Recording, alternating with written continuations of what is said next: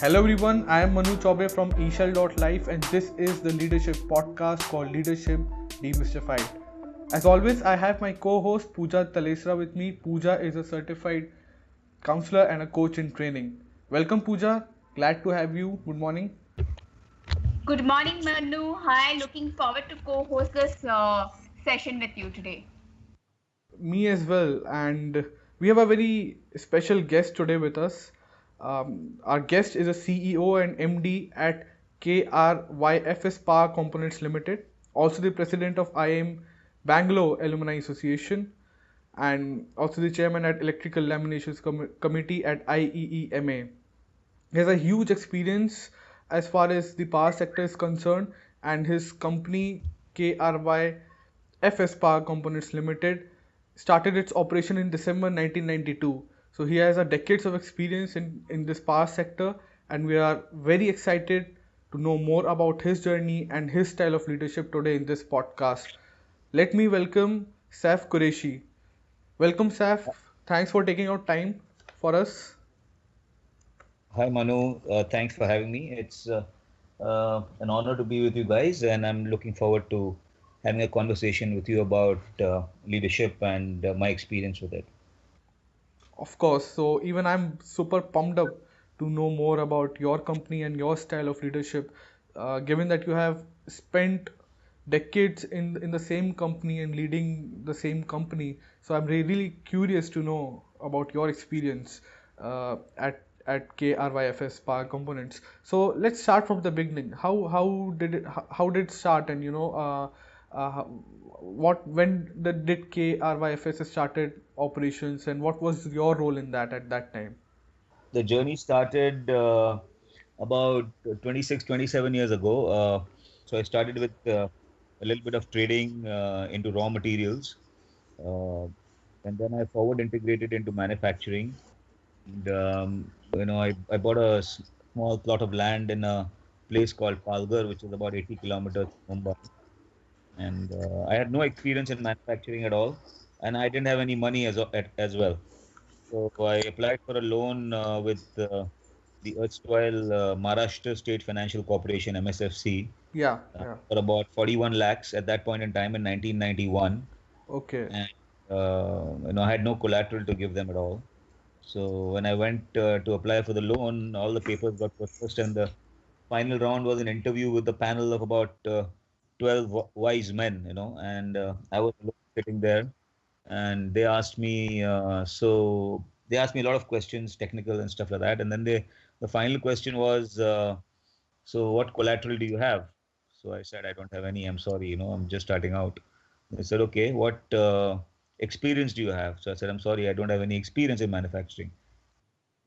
They said, you don't have any experience, you don't have any collateral, you don't have any technical background on in this particular product line, and you expect us to fund you 41 lakhs, which was a huge amount of money at that point. And I said, yeah, because if you only fund people with collateral or people with experience, there will be no young entrepreneurs who will come up in this country. That kind of answer stunned all of them, and my loan was sanctioned, and the rest is history, as they say. So Okay. that's how it started out. So what were the other challenges that you faced during the entire process of building up a manufacturing facility? Besides capital, the biggest challenge that any entrepreneur faces, and even I faced at that point in time, was the confidence that you'll be able to see this through, right? Because you always have an option. So when I graduated from IIM Bangalore, because I was graduate from a prestigious institute, all my friends were in very cushy jobs, making a paycheck, Yeah. every. So, well, you've got to take that leap from being an employee to an employer. And that's always the biggest challenge, the belief that you'll see this through, the persistence which you need to have. So, what do you think? What significance does age, gender, experience, and education have in the ability to lead and inspire? That's a very interesting question, actually. Education, I think it's leading and inspiring has not really connected with education at all. I mean, yeah, education gives you a perspective, gives you a very broad perspective of and basically knowledge and ability to grasp things possibly faster. But Mm-hmm. there are many well-educated, highly educated people out there who who neither inspire nor lead. I mean, they are very happy doing what they are doing, and I think it's fine because uh, like if you see our Prime Minister Narendra Modi, I mean, I don't think he's highly educated, uh, Mm-hmm. and but he's highly inspirational, a great leader, and there's a great I mean, all the other people who have been inspirational, like you take Bill Gates or Steve Jobs, I mean, these have been great leaders, and I don't think there's a correlation between education and being inspirational or being a leader. Mm-hmm. So, because especially now the young generation, everyone wants to be entrepreneur, and people have somewhere started correlating that maybe a false correlation or a correlation which has inordinately happened that the famous personalities out there were school dropout, college dropout, and they have made it big. So that's how I was quite curious to know that since even you are an IM passed out and you have Yeah. had So your I own want to clarify. entrepreneur. Yeah, Sorry, I want to clarify, Pooja. I'm not saying there's a correlation between being a dropout and leadership as well, right? I yeah, mean, yeah, I yeah. just gave you a couple of examples to show that there is no direct Correct, correlation. correct. But there's no direct correlation that if you drop out of college, you'll be a great leader either, right? I mean, True. I'm just Mm, I'm saying that it's more a personal thing. If even mm, people who into, like, let's say, really negative things like underworld, like a Dawood or mm, somebody like that. I mean, he in his own way, he's a leader. Of many men. And there on the positive side, there are many great people who have not really received great education, and they are great leaders. So there's no correlation between education or not being educated, and being a leader. mm. That's my point. Yeah. And so I think my another question is now since we're talking about disc profiling. So what do you think? Is leadership an innate quality? Is it something which is embedded, or if it is, can it be cultivated? It would be great if you could give us some examples out here, even from your organization or from your personal opinion. Yeah. So you see, there are various aspects of leadership, right? I Mm, mean, self leadership is also one form of leadership, right? I mean, leading yourself to do what your goals are, achieve your goals, and uh, kind of make an impact on society. So leadership, on the other aspect of leadership is leading a group of people and inspiring them to achieve the company's goal or the organization's goal or the country's goal. So there are various aspects. So, like I said earlier, there is definitely, in my opinion, a personality trait which you can make out that some people are leaders and some people enjoy leadership. They mm, thrive being in a leadership position. At the same time, like Shakespeare famously said, some people are born leaders, some people become leaders, and some people have leadership thrust upon them. Everything that Seth you just explained, it kind of resonated with me, and we have a lot of examples from history as well. That leadership can be cultivated along the way, if of Right. course if there is a desired passion in that particular individual. Uh, I also wanted to know your opinion on whether is there a right mix of hard skills and soft skills which a leader should possess. Mr. Ratan Tata did not have any great technical knowledge about cars. Similarly, there are hundreds of examples. But technical knowledge, if it's there, it's an added advantage. I Yeah, mean, when I started out in my journey, also I didn't have great technical knowledge about the product I was getting yeah. into. I picked it up the way. So, but I think the main role of leaders, they have two jobs. According to me, one is I'm talking in an business context, in organizational context, develop culture within the organization. So culture is something which cannot be easily replicated and cannot be easily copied, and it's very unique to every organization. And the second is develop people. So if you develop the right people in the right way to follow the culture of the organization, which has to be based on values, then certainly you will have some competitive advantage which will never be copyable, which will not be easily transferable to anybody else, even if somebody leaves the organization. And my focus within my organization is to develop the culture and develop people. At this point, I have a very special uh, announcement to make, that we have someone who is a thought enabler for our podcast right now with us.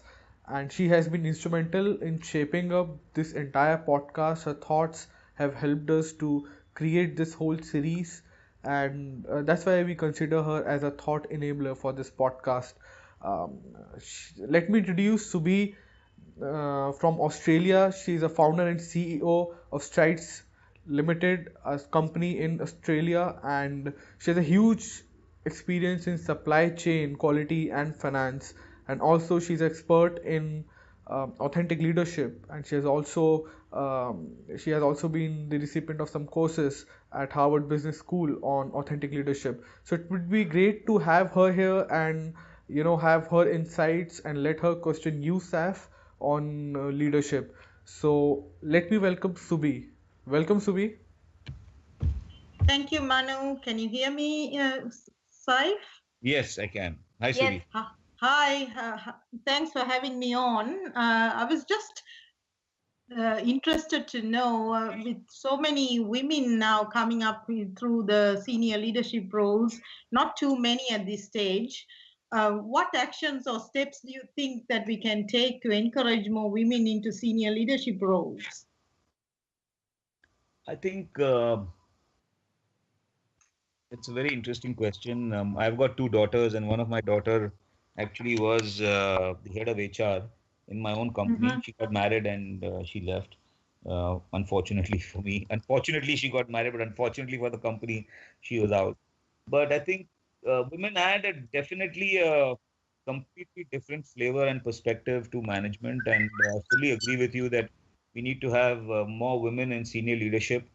Uh, Question is, how do we do it? Well, there's only one way to do it is to employ more women.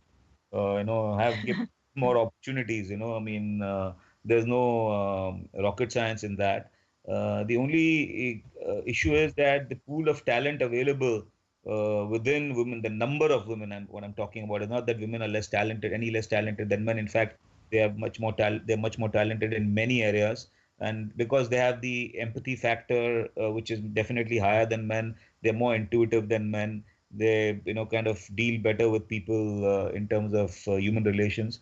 So definitely women add a different perspective and a flavor to the management team. And Yep. I think we all need to work towards, especially in the senior management, giving women more opportunities to break through the glass ceiling. I mean, what happens is women get stuck at a particular level and they don't get the opportunity to get there. But it's changing, and I hope in the next 5 years or so, we'll see many, many more women coming up in senior management. So just one more probing question, I guess. What could you have maybe done to keep your daughter in the business, for instance, I could have after got she a, got married?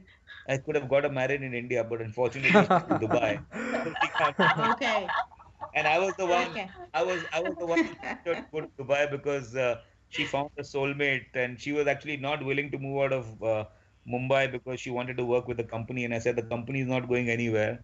Yeah, You got to go and pursue your own life, and don't worry okay. about the company. I'll take care of it. Yeah, very good, very good. I'm really impressed. Another thing that I'm quite passionate about is values-based leadership, where the leader actually demonstrates what values they really believe in and walk the talk, basically. So if I were to ask your employees, what would be top of mind for them in values that you live and breathe in your organization? Well, at KRYFS we have our values.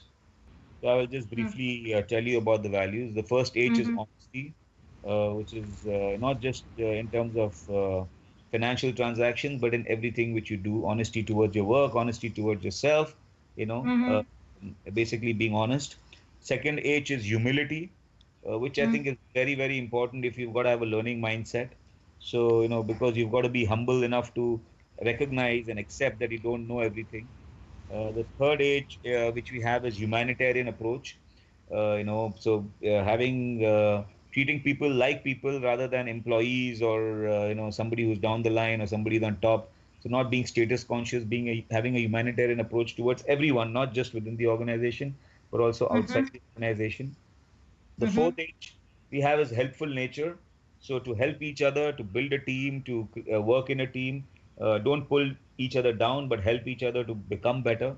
And not That's just great. in the organization, but even outside the organization. The fifth H we have is hard work. And like we say at KRYFS, there is no shortcut to success. You've got to put in 100%, you've got to show up every day, and you've got to put in the number of hours which you need to put in to make the work happen. The sixth stage we call is a happy outlook to life. I mean, kind of like I said, detach attachment. So don't really be, kind of pressurized or thinking about work all the time. Have a happy outlook to life, have a positive outlook to life. Things will happen. Yes, that those were some very good responses and great questions, Subi, to put out to someone like Saf who can really respond to such questions, taking the help of his own experience. So Thank you, Seth, for joining us. It was wonderful interacting with you, right from knowing about the 7H values, oil, what you said, and ownership, initiative, learning, and nurturing the talent. What is really important is to nurture the talent. So, thank you so much for joining us on this leadership couch in the Leadership Demystified session. Thank you. thank you, Saf, and Pooja. thank you, Subi, for taking out time. Thank you.